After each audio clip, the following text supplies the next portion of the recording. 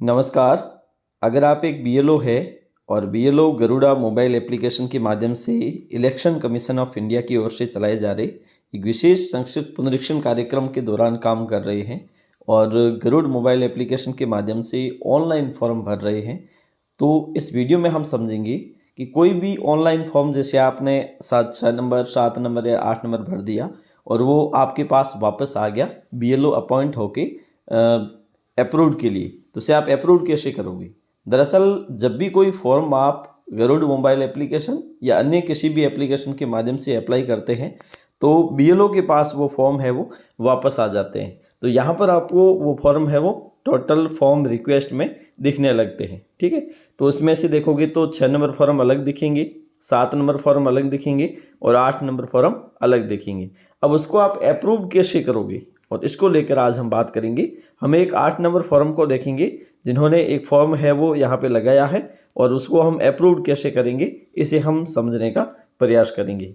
तो सबसे पहले आपको यहाँ पे डैशबोर्ड पे देखना है कि आपके एप्लीकेशन में कितनी रिक्वेस्ट आई है। तो यहाँ पे 2 रिक्वेस्ट आई हुई है, एक 7 नंबर फॉर्म की और एक 8 नंबर फॉर्म की। ठीक है, तो हम एक 8 नंबर फॉर्म को अप्रूव करके देखेंगे। इस पर हमने जैसे क्लिक किया तो यहाँ दिखा रहा है कि इस नाम का एक व्यक्ति है जिसने 8 नंबर फॉर्म अप्लाई किए हैं। तो 8 नंबर फॉर्म के 4 भाग होते हैं, जैसे एक तो कोई करेक्शन करना चाहता है, दूसरा अगर कोई करेक्शन नहीं करके अपना एपिक नंबर दूसरा बनाना चाहता है, और तीसरा है जैसे कि उसमें अपना जो परमानेंटली शिफ्ट या फिर कहीं और एड्रेस चेंज करना चाह रहा है। एड्रेस मतलब उस मतदान केंद्र से दूसरे मतदान केंद्र जाना चाहता है, और चौथा होता है डिसेबिलिटी को दर्शाना चाहता है। ठीक है, तो यहाँ पे इस केस में हम क्या करेंगे, यहाँ पे हम सिंपली इस पर क्लिक कर देंगे।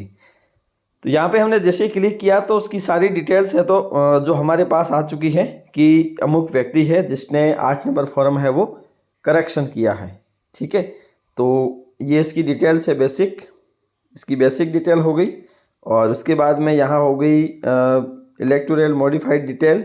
ठीक है, और उसके बाद में यहाँ उन्होंने एक डॉक्यूमेंट्स है जो सपोर्टिंग डॉक्यूमेंट्स लगाया है। ठीक है, तो ऐसी स्थिति में हम यहाँ पे क्या करेंगे, सबसे पहले इसको हम व्यू करेंगे। इस डॉक्यूमेंट्स में जो नाम दिया हुआ है या फिर इसने जो करेक्शन किया है उसके अनुसार क्या वो डॉक्यूमेंट सही है, रिलेवेंट डॉक्यूमेंट सही है, उसका हमें फिजिकल वेरिफिकेशन करना है। आप एक बीएलओ है तो अमुक व्यक्ति के घर जाओगे या अमुक व्यक्ति से डॉक्यूमेंट्स मंगवा लोगे। ठीक है, तो डॉक्यूमेंट्स मंगवाने के बाद में आप इस बात को लेकर आश्वस्त हो जाएं कि हाँ ये सही है, तो ऐसी स्थिति में आप इसे व्यू करके वहाँ पे एक प्लस का आइकॉन आएगा तो उस पर आप सिंपली क्लिक कर दीजिए, और इस पर क्लिक करने के बाद में आपको नीचे आना है। यहाँ हम उसके आधार कार्ड को नहीं दिखा सकते क्योंकि यहाँ पर उसे डिस्प्ले नहीं किया जा सकता है, क्योंकि ये स्क्रीन रिकॉर्ड हो रही है तो इसलिए हम उनके आधार कार्ड को यहाँ पर शो नहीं कर सकते। ठीक है, तो हमने ये देख लिया। इस पर आपको सिंपली क्या करना है, व्यू करने के बाद डॉक्यूमेंट्स दिखाई देगा और उसके बाद में एक बार उस पर प्लस पे क्लिक कर दीजिए और वापस बैक आ जाइए। तो बैक जैसे आप आओगे तो उसके बाद में आपके पास इस प्रकार का ऑप्शन आएगा। तो यहाँ पे एक लाइन दी हुई है कि the address in the form and the attached document is same. अगर वो सेम नहीं है तो नोट सेम पे करोगे, अगर सेम है तो सेम पे करोगे। यहाँ पे हम करते हैं सेम पे। ठीक है, on field visit applicant is found.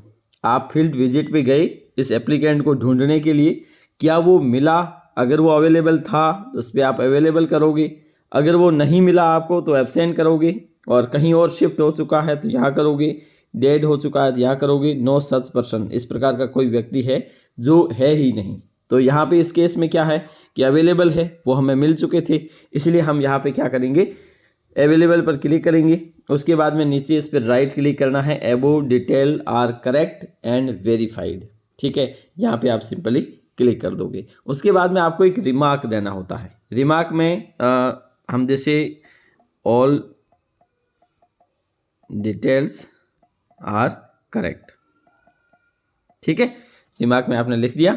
उसके बाद में सिंपली आप सबमिट पे क्लिक कर दोगे। सबमिट पे आप जैसे क्लिक करोगे तो यहाँ पे दिखा रहा है do you want to proceed with form submission. इस पर आप प्रोसीड पे क्लिक कर दीजिए, और प्रोसीड पे आप जैसे क्लिक करते हैं तो यहाँ पे है वो फॉर्म सबमिट हो चुका है, क्योंकि वो चेकलिस्ट में अब नहीं रहा। ठीक है, तो चेकलिस्ट में अब चेकलिस्ट में क्यों नहीं दिखा रहा, क्योंकि वो फॉर्म है वो इसे हमने सबमिट कर दिया है, तो ये फॉर्म है वो वेरीफाइड हो चुका है। ठीक है, इस प्रकार से आप अपने किसी भी फॉर्म को आसानी से वेरीफाई कर सकते हैं। आज के लिए इतना ही, धन्यवाद।